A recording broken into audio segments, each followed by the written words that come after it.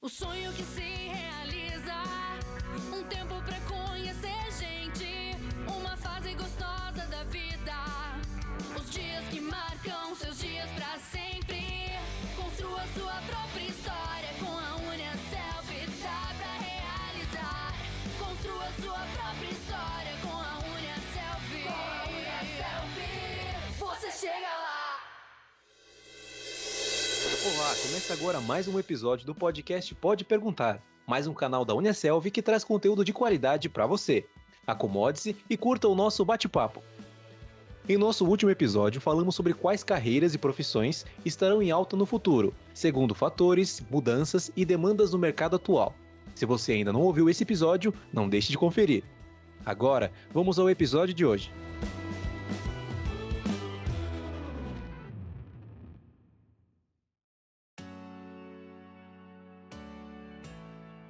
No episódio de hoje, vamos falar sobre a Síndrome do Domingo à Noite, suas principais causas e como superá-la.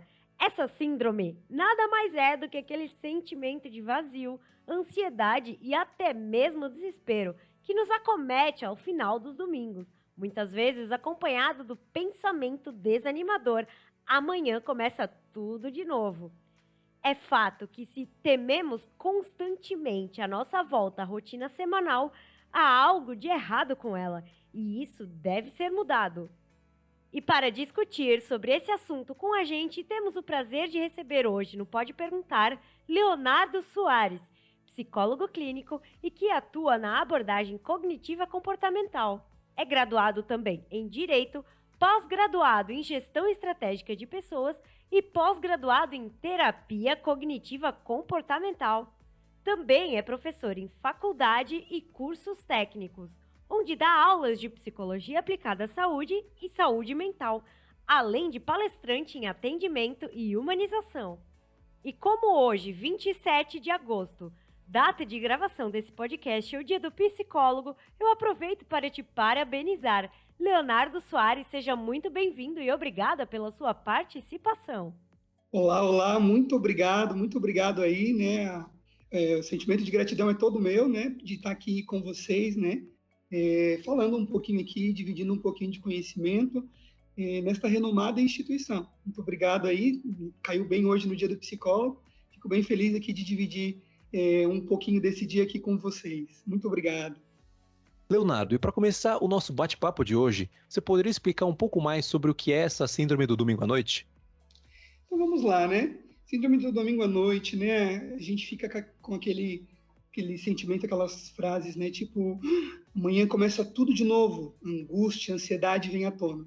É uma síndrome aí que a gente vai tratar como do senso comum, né? Não temos muito embasamento científico ao falar, né? O que as principais causas e efeitos. Então, quando a gente fala, né, propriamente do nome síndrome, então é esse conjunto de sinais e sintomas que vão definindo, né, manifestações clínicas de uma ou várias doenças ou condições clínicas. Ao pensarmos o nome síndrome, e eu gosto muito de refletirmos qual que é o significado, né, etimológico, sentido etimológico onde a palavra nasce. Então, síndrome ela vem do grego síndrome, que significa reunião de sinais e sintomas. Né? Então, o que reúne esses sinais e sintomas? Muitas vezes patológico ou uma condição. Então, o patológico, quando a gente for parar para pensar, significa, né, o desvio, né, na anatomia ou fisiologia comparado dentro do padrão de normalidade. Então, a síndrome de domingo à noite. Muitas pessoas chamam também a síndrome do fantástico, né? Quando a gente escuta o né? Quando escuta o é fantástico, não necessariamente está fantástico para a gente, porque vem aí carregado de uma bagagem de como vem a minha semana. Então, a síndrome do domingo à noite, falando um pouquinho dela, significa os conteúdos que eu carrego ao perceber que mais uma semana se inicia. Então, perceber, né, a qualidade nesse conteúdo. Seria essa expectativa da semana, onde me dá um pouco de angústia, de ansiedade, talvez tenha alguns sintomas, né, sinais, pode ter taquicardia, falta de ar, a gente pode ficar, né, bastante preocupado. Então, a síndrome do domingo seria, nesse sentido, essa preocupação com o que ainda está por vir e a qualidade desse conteúdo como vem na semana que está iniciando. É bem curioso realmente como as pessoas associam a programação da televisão com esse sentimento, né? Fala um pouquinho pra gente, qual é o papel representativo do domingo dentro dessa síndrome? Ela pode ocorrer em outros dias da semana? O papel representativo, né, significa, como a gente mencionou ali anteriormente, a sobrecarga que eu coloco naquele dia que é o primeiro dia da semana. Então, a gente representa, né, como uma figura, como um papel bastante pesado, porque muitas vezes na minha semana eu tenho que dar conta de trabalhar, de estudar. Nós, né, enquanto donos da nossa personalidade, se percebermos, o nome personalidade, ele significa persona, né? Vem de persona, que significa máscara. Então, vestimos todos os dias muitas máscaras sociais, né? A gente tem a máscara de filho, de irmão, de primo, de namorado, de marido, de esposa, de trabalhador. Então, assim, temos muitos papéis, né? E transitamos todos os dias entre um papel e outro. E muitas vezes ele vem embutido de sobrecarga. Muitas sobrecargas, às vezes, no trabalho, o home office, né, ele dá essa sobrecarga também. A gente vivenciou muito isso aí na pandemia, essa extensão dos meus papéis, eu não consigo muitas vezes desligar, transitar entre um papel e outro. A hora do almoço eu fico conectado, eu não desligo, passo um pouquinho do horário porque estou em casa, né? Então, o papel representativo do domingo significa muitas vezes essa sobrecarga que vem e vai suceder nos dias que seguem, né? Então, pode ocorrer nos outros dias?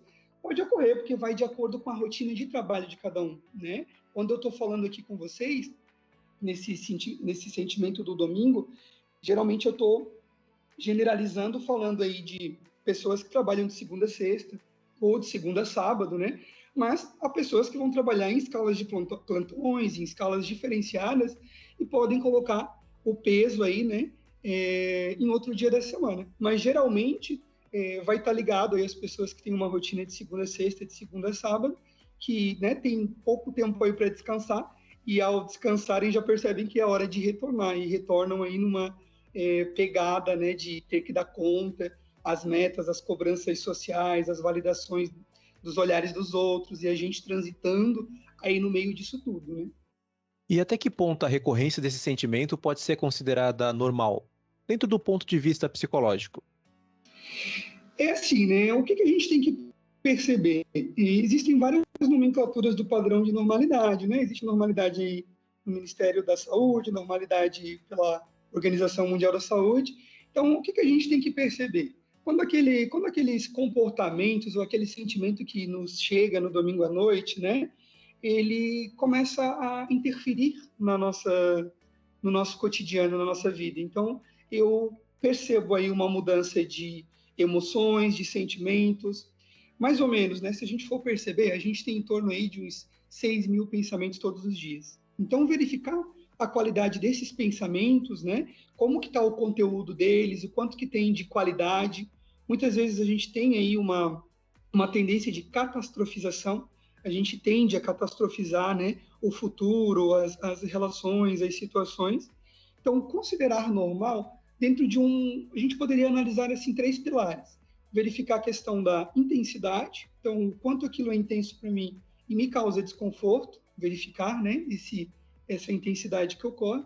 O prejuízo, então, o que me ocasiona me causa, né, de prejuízo ao perceber dessa maneira, quando está chegando a noite, tem uma programação de domingo, aquele domingo eu passei, sei lá, com a minha família, com os meus amigos, teve o almoço de domingo, e aí depois do almoço, as horas que seguem até o anoitecer, a gente fica angustiado, ansioso. Então, dentro de um padrão de normalidade, né, grande parte da população passa por isso. Mas, ao percebermos que há uma intensidade grande, né, há prejuízo, então eu me prejudico, eu fico com os meus pensamentos, o meu comportamento, né, se torna aí prejudicial, e também o sofrimento, o quanto eu sofro, né, ao imaginar isso.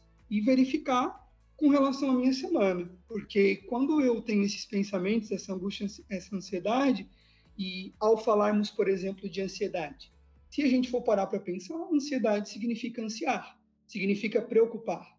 E a palavra preocupar, por si só, ela já vem embutida, né, de pré-ocupação. Eu me ocupo previamente de situações e fatos que ainda não aconteceram.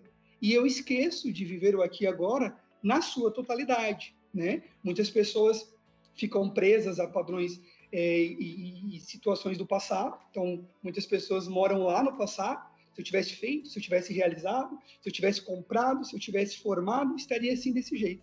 E muitas pessoas ficam lá no futuro, né? Ligado muito aí à ansiedade. Quando eu tiver, quando eu comprar, quando eu fizer, quando eu for promovido, quando eu viajar, né? Quando. E aí a gente fica muito nesse sentimento de amanhã eu vou ter. E eu não percebo agora a trajetória. Então é considerado normal desde que não me cause prejuízo, intensidade, sofrimento, né? E vai partir aí para algo que se torna patológico, né? Ou algum tipo de transtorno que a gente precisa verificar e analisar melhor, que é muito, né, subjetivo e vai variar de pessoa para pessoa. Então, dentro do que foge a intensidade, o prejuízo e o sofrimento. Então, um sinal de alerta aí, olhar para esses 3 pontos. Além da ansiedade, quais são os principais motivos relacionados à causa dessa síndrome? A insatisfação com a carreira profissional pode ser um deles? Olha, com certeza, né? Com certeza, sim, é um dos pontos de atenção, né? Tem muita gente aí no automático, e muitas vezes a gente trabalha somente pensando aí no dinheiro, e quando a gente tem um pensamento, né, que só quer lá que chegue o dia do pagamento e não vê mais motivos, ou não tem satisfação e motivação no meio disso tudo, com certeza vai ser um dos fatores, né? Imagine você ficar, por exemplo, conforme vamos pensar aí na CLT, 44 horas semanais, imagine, ficar aí 8 horas e 48 minutos preso em um lugar que você não gosta, fazendo coisas que você não gosta. Isso com certeza vai, né, nos trazer o que a gente citou no item anterior de prejuízo, vai ter intensidade e sofrimento. Os principais motivos, né, que a gente pode perceber é a qualidade de conteúdo que há nessa semana. Então, o que eu venho fazendo, né, no meu trabalho, como que estão os meus relacionamentos.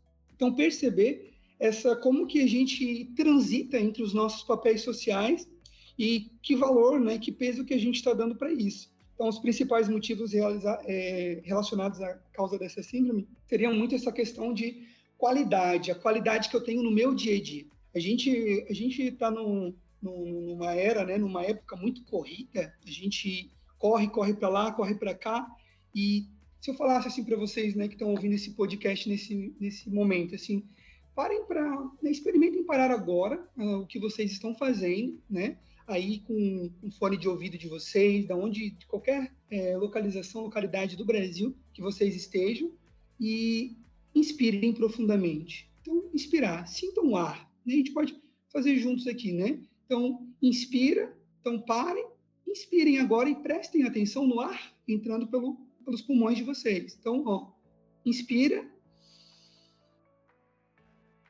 contando até 3, segura até 3, é uma técnica de respiração, né? 3, 3, 6, soltar pela boca lentamente, como se fosse até o umbigo, né?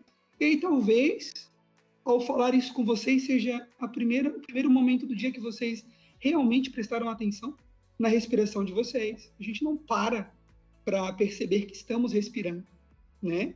Então, e verificar isso nessa correria é muito importante, porque a gente está ligado aí no 220, transita entre um papel e outro, a gente não desliga, né? Então, os motivos relacionados dessa síndrome seria essa correria desenfreada que vivemos, a qualidade dessas relações que temos e a forma como observamos, né, a nossa jornada no dia a dia. A gente não tem que mirar somente, né, no final. A gente tem que ter metas, objetivos, sonhos. Todos que aqui estão ouvindo, com certeza têm. Só que isso não é apenas o ponto final. A vida, né, na nossa trajetória. Durante a nossa caminhada, a gente tem que perceber que a gente está respirando, que o dia de hoje, por exemplo, né, o dia de gravação desse podcast, é o dia 27/8, agora são 14 horas e 15 minutos. Então, perceber, né, olha aí para o relógio, a hora que você está ouvindo esse podcast, que horas tem? né? Que dia é hoje? O que você fez hoje? Como que está a qualidade do dia de hoje sem ficar nesse excesso de preocupação? Preocupar-se mentalmente de situações que ainda não aconteceram e viver o aqui e agora na sua totalidade. Então, seria isso, né? A percepção do aqui e do agora. E os principais motivos, como já falei anteriormente, né? Seria essa expectativa de futuro que ainda não chega, essa correria, essa qualidade, né? Nos relacionamentos, nas relações, muitas vezes exercendo uma função que eu não quero, um trabalho que eu não gosto, estando num relacionamento que eu não quero mais, ou que eu não sei, né? Os nãos que eu não consigo dizer, as entregas, as demandas, as correrias, as metas. Seriam vários os motivos, né? Que ao se deparar com eles no domingo à noite, uma expectativa de que vai começar tudo de novo, eu preciso dar conta e serei cobrado por isso, eu tenho essa síndrome aí do domingo à noite, né? Expectativa pelo que ainda não chegou, mas que pode me prejudicar ao chegar, né? Considerando que a razão da minha síndrome pode estar relacionada com o meu emprego ou a minha carreira profissional, quais atitudes eu posso tomar para melhorar a minha qualidade de vida? Assim, é muito importante, né? E seria super incrível se a gente trabalhasse somente com coisas que a gente gosta, né? Mas quando a gente transita no ambiente de trabalho, a gente muitas vezes enfrenta situações que não quer, muitas vezes fica preso, né? Algumas situações justamente por conta do financeiro, os boletos não param de chegar, tenho que me alimentar, tenho que alimentar a minha família, né? Então, a gente tem que perceber nesse sentido.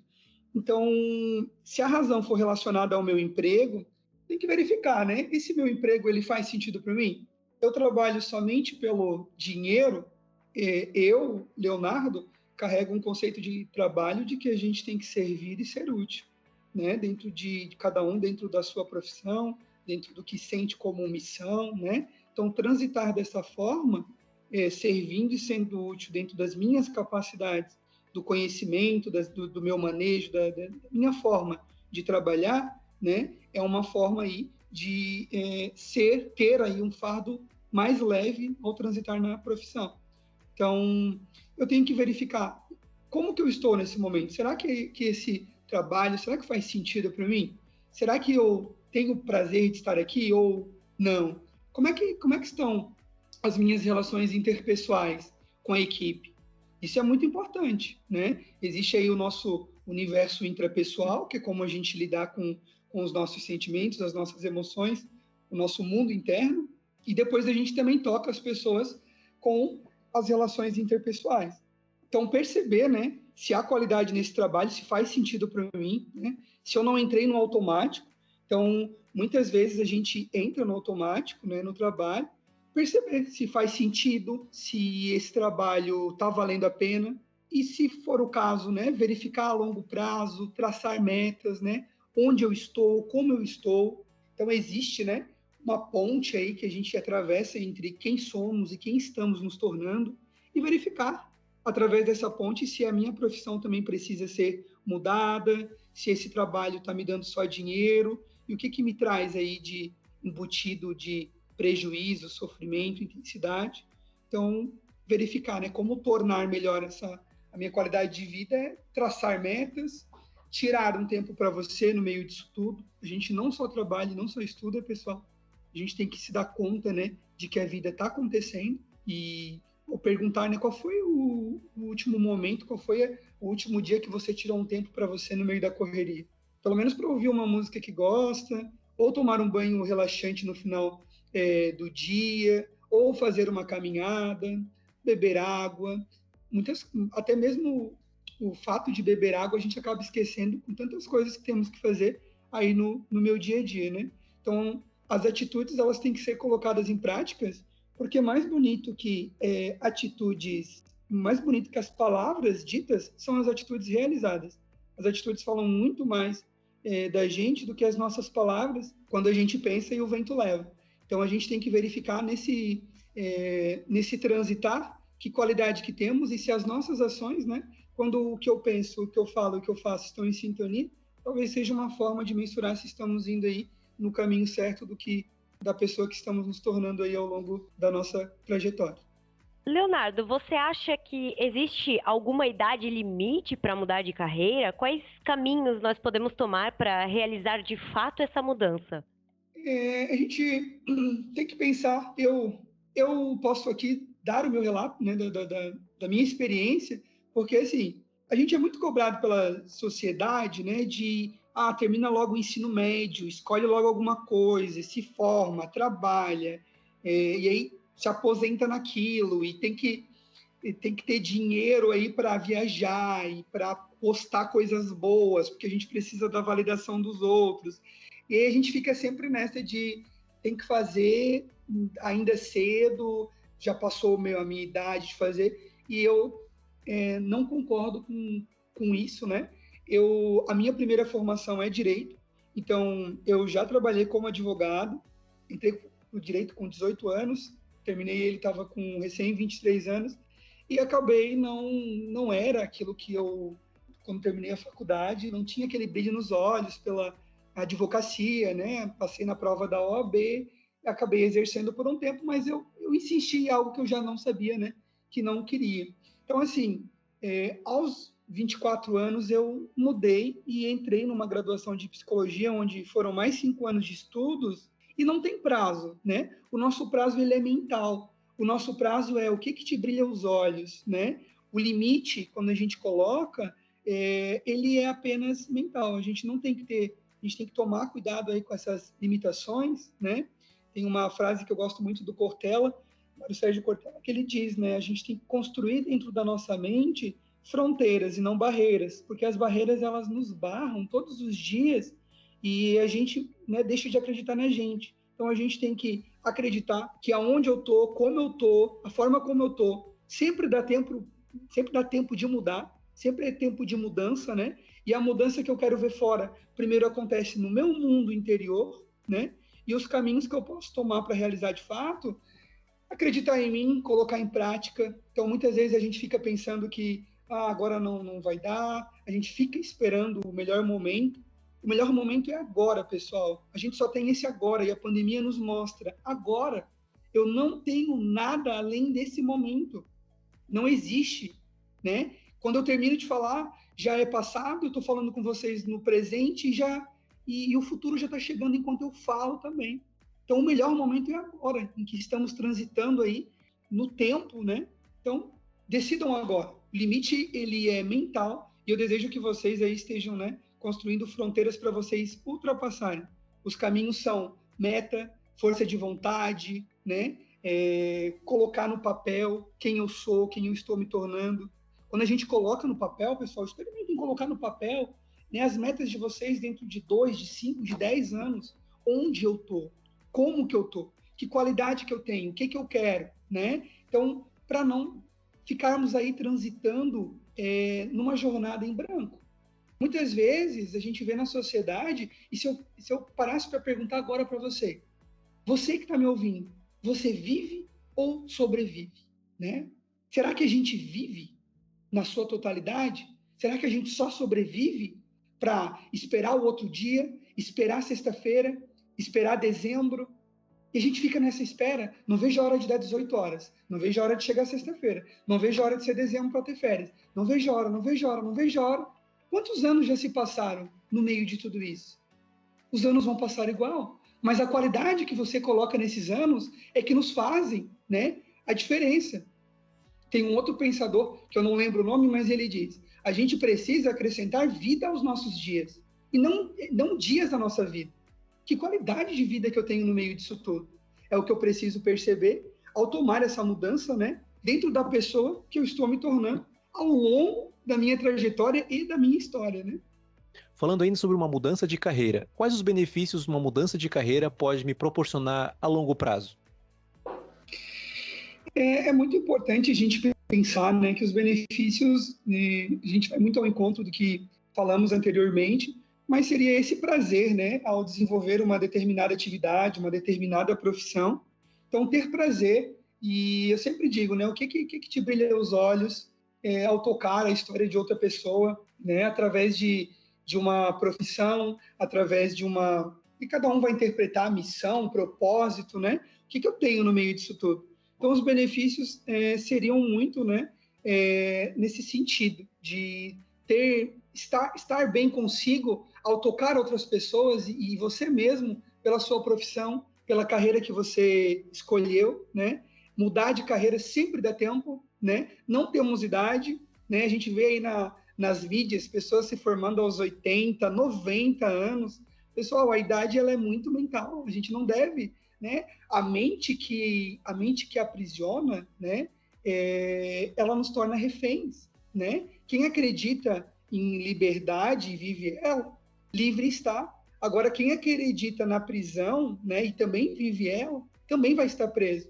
Então, aqui mesmo nessa mente, nessa construção, aqui mesmo a gente constrói, aqui mesmo a gente destrói, né? E a gente tem essa capacidade de, todos os dias, de verificarmos como estamos desenvolvendo as nossas ações, que benefícios, né, eu tenho com essa minha carreira atual, e se eu não gosto, de dar um pontapé inicial fazendo uma coisa que me dê prazer, que eu goste, e às vezes é difícil a gente chegar numa conclusão, né, de qual que é a minha missão em uma determinada profissão.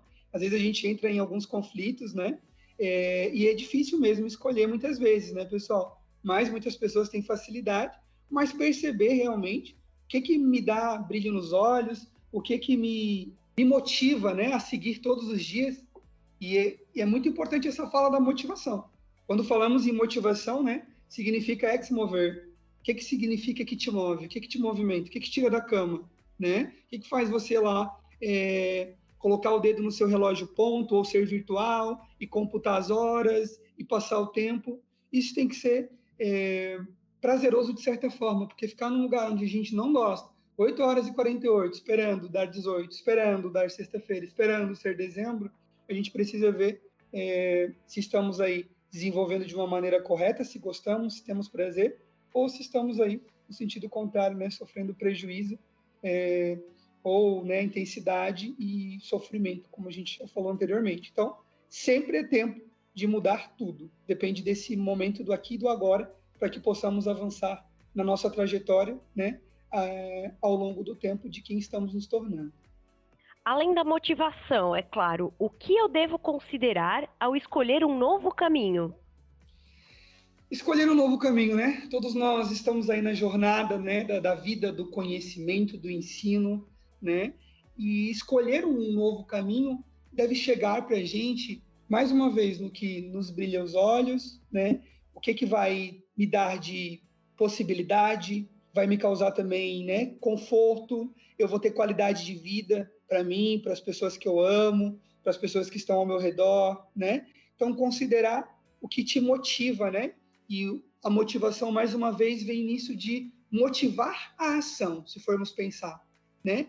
Quais ações minhas são motivadas e de que forma elas me motivam? O que motiva realmente essas ações para que eu possa escolher esse novo caminho e mudar tudo para sempre dentro da profissão que eu estou escolhendo, né? Então, considerar qualidade de vida, considerar o quanto isso me tira da cama, né? Me dá vontade de fazer, o quanto que eu tenho de prazer, o quanto que eu vejo de êxito nisso, o quanto isso também toca outras pessoas, né? Não num pensamento só egoísta, mas de coletividade também. Então, fazer escolhas aí, né, para novos caminhos. Então, muitas vezes não é só um caminho, existem várias formas de caminhar e existem muitos caminhos e a gente pode transitar entre um e outro e tá tudo bem também. E para finalizar o nosso bate-papo, na sua opinião, como a universidade pode me ajudar nesse processo? Então, quanto mais a gente tem conhecimento, né, mais a gente se afasta do nosso eu de ontem, porque nós não somos os mesmos ao longo da nossa trajetória. Hoje, eu falando com vocês, né, acredito estar em uma versão melhorada de que eu estava no dia de ontem. E amanhã, né, depois desse podcast, depois dessa gravação, com certeza também me tornarei um pouco melhor. Por quê? Porque eu avanço com as minhas experiências, avanço no meu processo de desenvolvimento. E a universidade, pessoal, no Brasil, por exemplo, temos uma expectativa aí de que mais ou menos 12% da população brasileira tenha nível superior, né? Então, a gente, ao escolher e mudar esses números, né, a universidade ela tem essa capacidade de nos dar dias melhores, de acreditarmos e reforçarmos aí quem estamos nos tornando ao longo da trajetória. Então, perceber que a educação muda, sim, uma sociedade, nós fazemos parte disso. Então, somente através da educação é que a gente pode, né, mudar uma sociedade. Então, que a gente possa se lançar mais, acreditar mais na educação, né? Acreditar aí na universidade, no poder do conhecimento, né? Quanto mais eu conheço, mais eu me afasto de quem eu fui, com relação, muitas vezes, a alguns conceitos, padrões, alguns paradigmas meus mesmos, né? Então, a universidade ela tem esse papel, com certeza, porque ao pensar em processo significa ali uma continuação, uma organização de procedimentos. E quando eu me organizo, né, dentro desse processo, procedimento por procedimento avançando, um dia após o outro, porque você não se matricula hoje e amanhã você já tem um diploma, existe um processo aí no meio disso tudo, né? Conforme a gente passa, com certeza a gente sai com outro olhar, uma outra bagagem, né? E outras possibilidades. Tem uma frase muito famosa de George Eliot, que é: nunca é tarde demais para ser o que você poderia ter sido. Não estamos atrasados e nem adiantados. Todo mundo que escuta esse podcast está aí no seu devido tempo, com certeza. Leonardo, muito obrigada pela sua participação e por nos ajudar a entender um pouco mais sobre a Síndrome do Domingo à Noite, suas principais causas e as melhores maneiras de superá-la. Queria agradecer a vocês também pela oportunidade, né? Uma oportunidade bastante grande de desenvolvimento. Fico muito feliz de estar falando aqui com essa renomada instituição que atinge aí todo o território brasileiro, né? E também gostaria de deixar aqui o meu arroba do Instagram, né? Eu posto bastante conteúdo lá de saúde mental, é @psicólogo Leonardo Soares. Fiquem à vontade para me seguir lá nas redes, né? E fico à disposição de todos aí que estão ouvindo nesse momento e de vocês também aí na Uniaselv. Fico precisando de outro tema em saúde mental, não hesitem em me convidar, estarei aqui com vocês.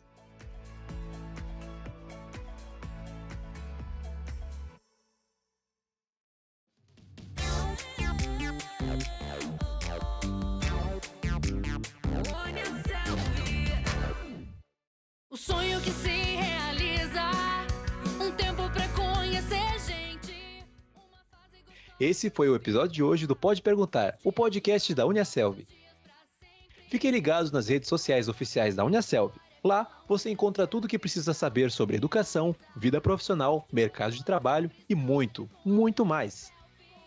Se você se interessou e quer saber mais sobre o universo do EAD e encontrar dicas para potencializar a sua carreira, confira agora mesmo o blog da Uniaselv. Ele está cheio de conteúdo para você. Acesse blog.uniaselv.com.br e embarque nessa jornada com a gente.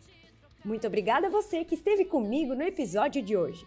Nós somos Caleb e Natália e estaremos de volta no próximo episódio do Pode Perguntar, com mais conteúdo de qualidade para você. Até a próxima! Construa sua própria história com a Uniaselv.